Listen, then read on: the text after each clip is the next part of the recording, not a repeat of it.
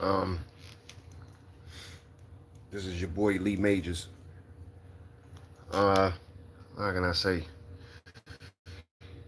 Um, I saw something up on here about artists not really selling their tickets and everything, and pretty much, I just wanted to say that hip hop, you know, they are horn hip hop out to the fullest.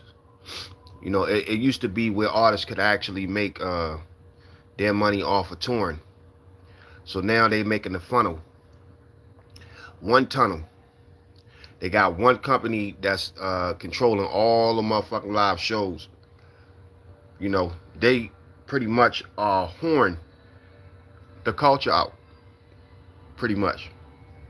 So now you don't have no choice but to go through them and really actually rely on them to actually get tour money and to do, any and everything that you want to do as far as bringing extra money in. Artists is going to start having to go back of doing local shows. Well, I think that's going to be a problem because you got too much beef going on and too much shit going around with niggas beefing with each other to where as though they can't even get the local money anymore. So now that we got that going on, it's fucking up the economics. Um, Streaming, they, how much do you get for that?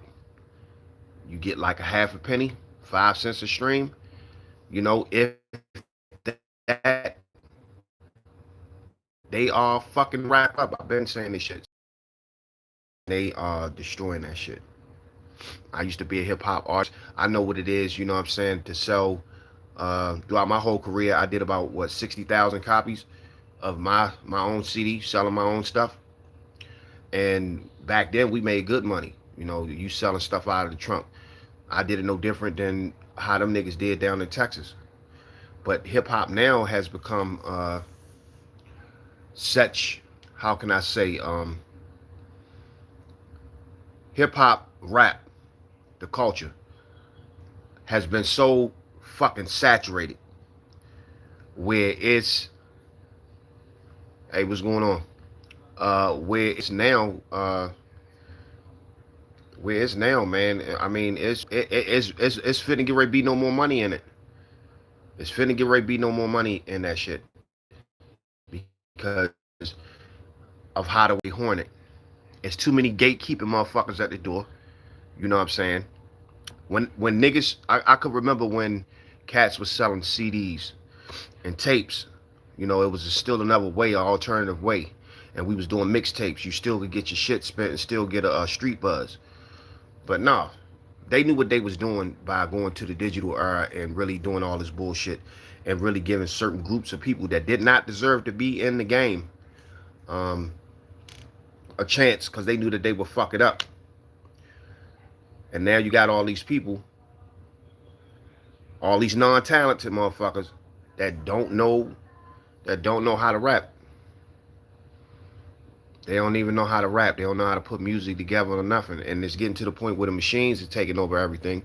You got AI, you know what I'm saying, that could actually, how can I say, that could actually write and do a song on its own. Hip hop is about to be another thing that's that's not gonna be, you know, everybody could do it. When you saturate the game and you make it to a point where everybody could do it, it no longer has value in it. So to all of y'all out there, that's what's going on. I just seen a post not too long earlier about people having a hard time selling tickets and shit. And that's just what it is. That's just what it is. People are actually fucking the game up. Don't nobody give a fuck. You know what I'm saying? And get prepared. Get prepared. This is not gonna be the last. You know what I'm saying? Other motherfuckers you know, out here not giving a fuck. This is what happened when you sell yourself short or you sell the fuck out. People don't want to hear truth. People rather be lied to. You know what I'm saying? They took hip hop and they weaponized that shit against us. That's what the fuck they did. You know, it's a lot of things that's going on in the world. You know, hip hop was one of those joints where it was like a breath of fresh air. You know, it was like, for niggas, it was like the CNN. You know what I'm saying? News for niggas. Because you found out what was going on in the West Coast, the East Coast, and all that other shit. I thought at one point, you know, that we could change the world with hip-hop music. But I've known that to be a lie now. You know what I'm saying? My contribution to hip-hop, I could remember when I came out with my records, I started my career in 1994, and it ended, I bowed out the game like in 2016. You know what I'm saying? My last record that I done was called Chinese Medicine. And I put all my shit on Bandcamp. You know, my catalog was open up to the public. But I really truly thought at one point that we could actually save the world and create jobs with the music. Just to come to find out that you had other niggas who was so much bent on getting the, you know, the spotlight. Everybody wanting to be famous and shit. When we was rapping, we really had some shit to say. I had some shit I had to get off my chest. That was the only, how can I say, thing that a nigga had that I could verbally express and put my energy into besides going out on these streets and fucking shooting the shit out of niggas. You know what I'm saying? Taking my anger and pain out on motherfuckers. You know, I put that shit into records and the hip hop. So that was a lot of how can I say, that was a lot of we actually used it for therapy, for real. So it was very therapeutic to actually go up in the studio and cut records and to take your anger and frustration out on, you know, the album. But it was good because, you know, you could relate to other different people all around the world. And it opened up many different how can I say, it opened up many different opportunities to meet a lot of people. But what they did was they kept putting these gay ass niggas, you know, gatekeeping. You know what I'm saying? There was a lot of motherfuckers that was gatekeeping. You know, I'm down here in the DC, you know what I'm saying, in Maryland area. And you had 95.5, and I'm saying that shit out loud, 95.5 and 93.9, that treated the local artists like some shit. They treated the local artists like some shit. The motherfuckers know who they is. You had certain DJs, you know what I'm saying, that, you know, oh, yeah, I'm going to play your shit. I'm going to do all of that, this, that, and the other. Not knowing, you know, then we looked at it kind of innocent as I was coming up as a teenager, you know, and in my early 20s, like, you know, you had to pay them niggas under the table. Payola Crayola or Crayola Payola. You know, it got to the point where they started making artists pay, like promoters started making, you know, the artists, the workhorses pay just to get up on stage with other people that was coming in town to open up for them. It's so much shit that was just happening in the game, bro. That I mean, so much like dirty, gay ass, janky shit that happened in the game. You know, that people don't talk about. It was good talent that actually got blocked by certain individuals if you didn't do certain favors for, or if you didn't grease their palms. And motherfuckers don't talk about that shit.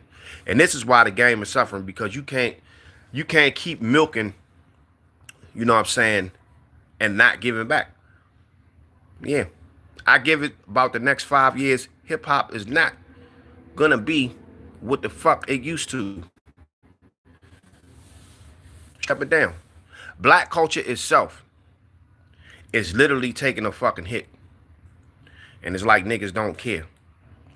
And, you know, we've been fighting for this shit for so long, fighting against these whack ass motherfuckers, you know, doing this shit. I mean, from independent businesses to corporate companies to everything. And people don't understand that this collective thing, if we don't get on top of our shit, it ain't gonna be nothing left. Period. it's not gonna be nothing left. So that's why that's why they not selling a lot of tickets like the way that they doing.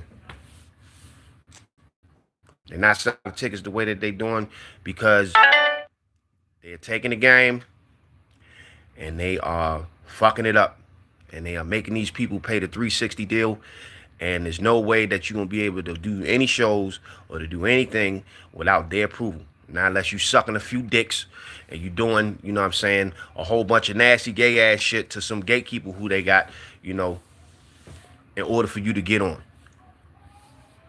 That's what they doing. Niggas is sucking major dick, getting fucked in their ass and all that other shit. So hip hop is no longer what it used to be.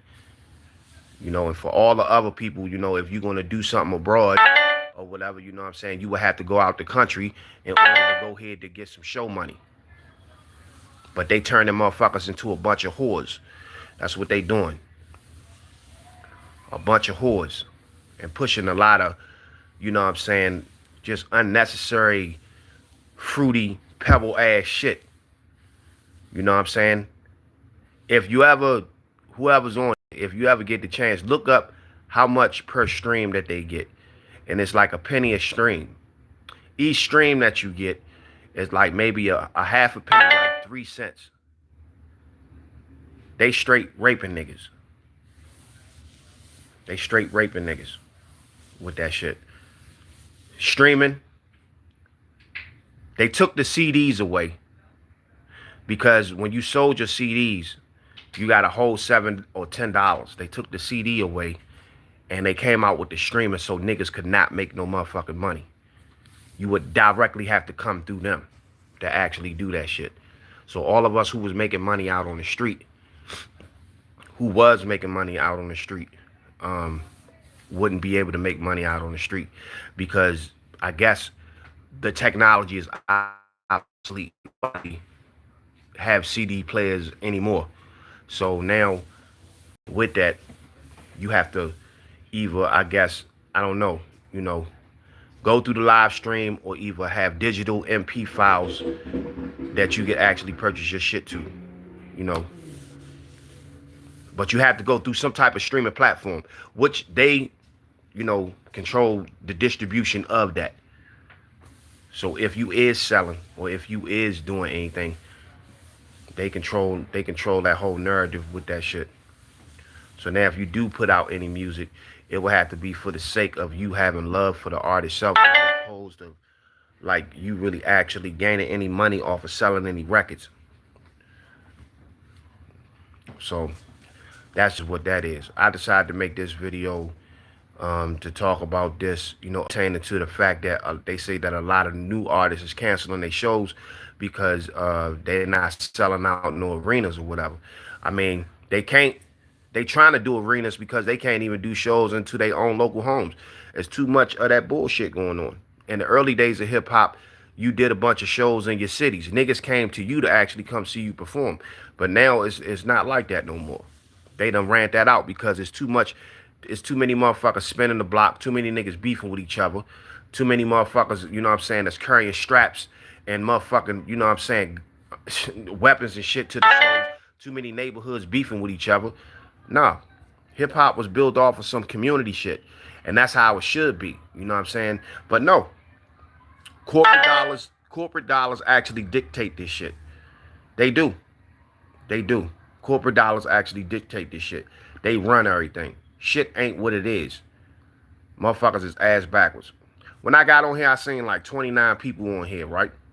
And I guess, you know, people have a short attention span. But let me tell you something. Peep the message. We in 2025 right now. A lot more shit is going to get hectic.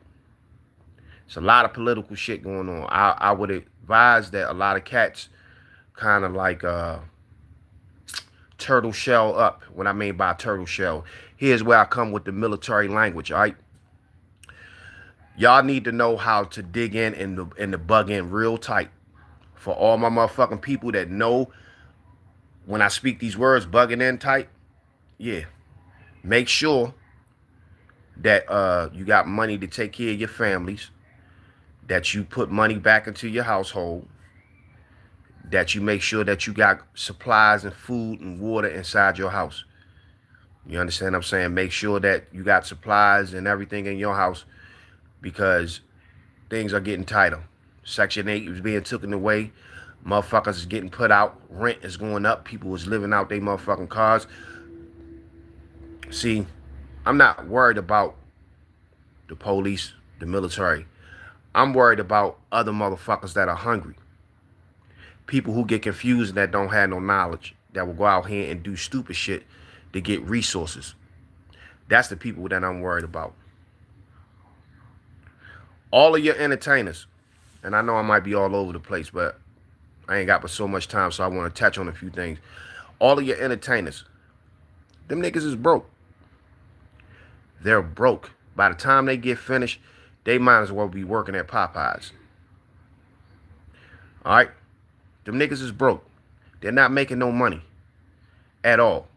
The days of making money off of hip-hop, I made a lot of money off of hip-hop because I sold a lot of I pressed my CDs and I did my shit. I flipped my shit and made some investments.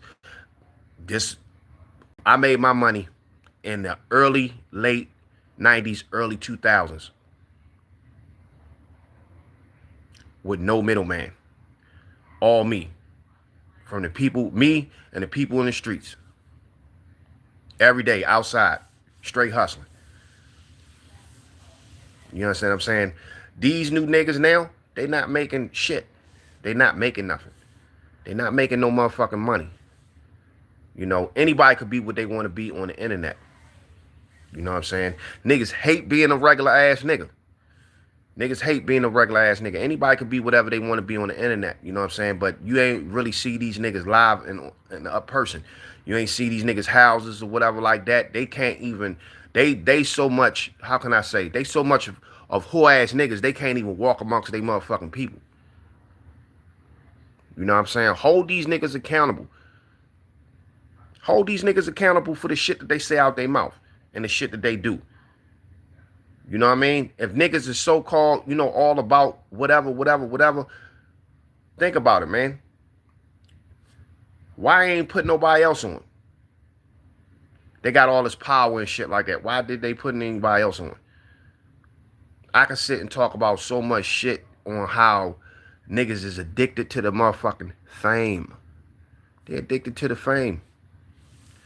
I dealt with a lot of that shit when I was out on the road or whatever. Motherfuckers wanting to be seen. Or a nigga is low-key jealous of you. You know what I'm saying? He low-key jealous of you and wanting to be you and shit. I could talk about that. Many niggas, you know what I'm saying, that wanted to be that guy. Everybody want to be that guy. Not knowing what the fuck that shit entails when you be the nigga that sit in that seat. Everybody wanting to be king.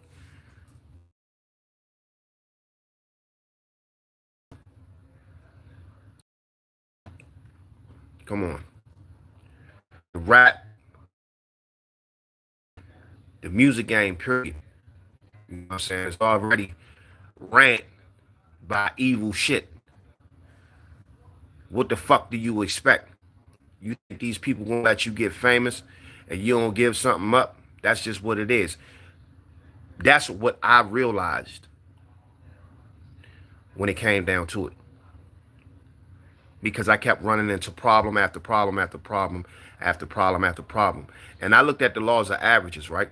You know, when you're good at doing something and you got a hardcore work ethic, you know, most motherfuckers from a scale of 1 to 10 without nobody actually, how can I say, putting anything in the way, most people would succeed. But when you know you worked hard and you know you're good,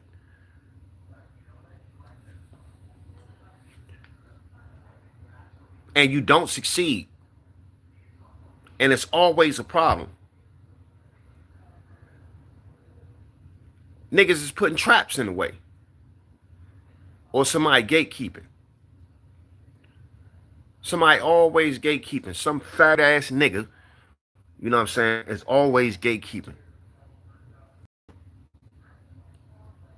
You know, some sucker. Straight sucker. You know what I'm saying? Want to block you. That's the shit that I was dealing with. It was always something. You know, the nigga who make beats for you and all that other shit. By the way, my name is Lee Majors. I got so much shit to talk about and so many stories to tell with my experience that I had in the game is gonna shock heads locally. I'm talking about, I know just about every artist in the DC area, every underground artist in the DC area. You know what I'm saying? The Maryland and DC area. So I got a lot of shit that I'm gonna talk about. You know, from Black Indian, you know what I'm saying, the Section 8 mob to a whole lot of guys that didn't get their shine. We had a lot of talent down here.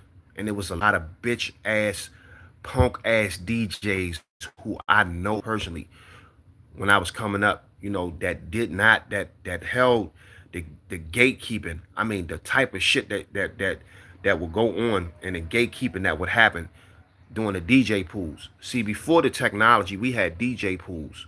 And the DJ pools, you would bring all your motherfucking 12-inch records and shit to. The guy who was mentoring me in the game, you know what I'm saying, who was my first producer, his name is DJ True. You know, he was down here. You know what I mean? And he helped produce the first records that we actually put out back then. And I'm talking about, this was like 95, 96, 97.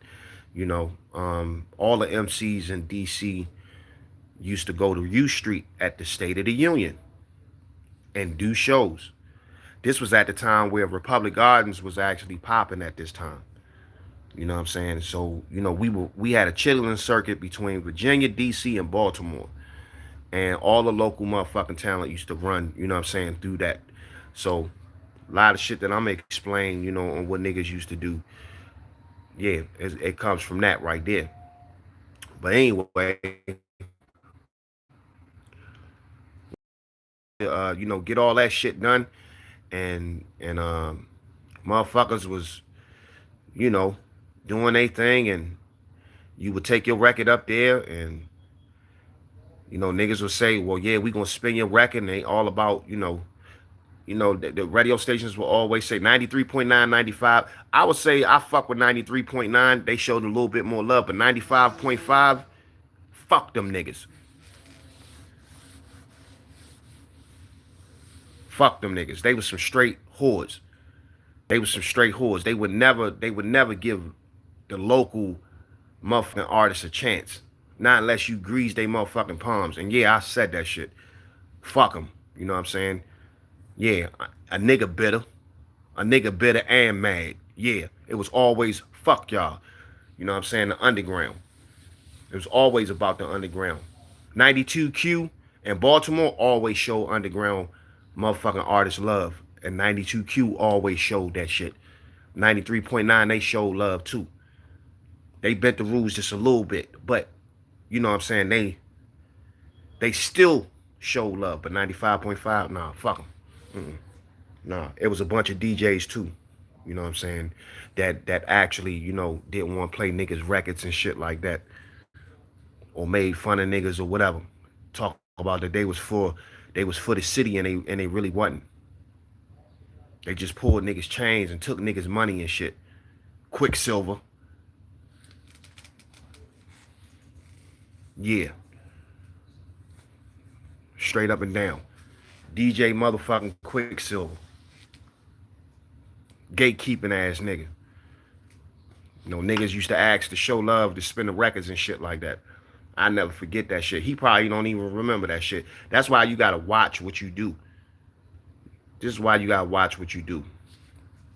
You know what I'm saying? But yeah, it was a lot. Lot of industry motherfuckers, young. So I definitely understand. You know what I'm saying?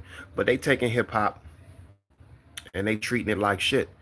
And just like jazz and just like all our other music, you know what I'm saying, it's gonna fade into the past. You know, they weaken the shit. They weaken it. They weaken it and they fucking whore it out till it has no more value on it. You know, everybody can't sell houses. Everybody can't do real estate. Everybody can't play basketball. You know what I'm saying? Everybody ain't gonna make the motherfucking NBA. Everybody cannot rap. Everybody can't do it. Everybody can't do it. It's not for everybody to do. It is a special talent that was given. You know what I'm saying? For those who have it, have it. And you'll know that they got it. You know, you got some people that can get good at it, but for real, they fucking up the integrity of the fucking, you know what I'm saying, of the culture of hip hop itself. Straight up and down. I hope in all that whoever out there pays attention to this. I mean, I'm gonna have more videos to come, but to give a answer back to why the younger artist is not selling out arenas, because ain't none of the youngest coming outside. They're not. Who gonna pay $200 a ticket? You haven't even bought food yet. Who in the fuck in 2025 gonna pay $200 a ticket just to get decent seats to a nigga that's singing over his lyrics with the record already playing? I want y'all to marinate on that shit. You know what I'm saying? Like some barbecue chicken for a second. Who in the fuck is gonna pay to see a nigga rap over the records with the lyrics already on them? A lot of these young niggas do not know how to perform. They have no breath control. They singing with the lyrics already on the record. You know what I'm saying? You got the computer doing most of this shit for you. You know what I'm saying?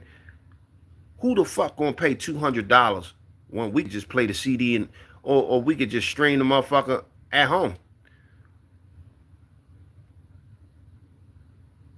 Artists in the 90s, we perform live. You come to see a show. When you did a show, you did a show.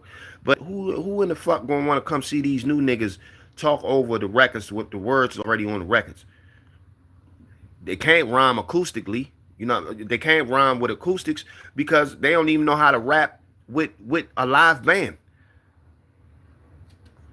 So who the fuck?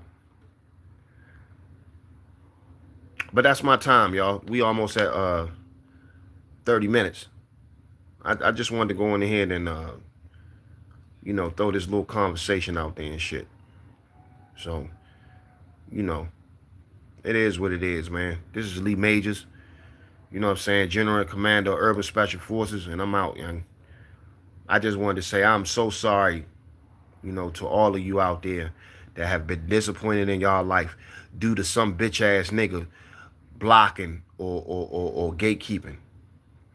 You know, but the day of the reckoning is coming, you know, for all whores to get smashed out this motherfucker. You know what I'm saying? And I'm out, young. Peace.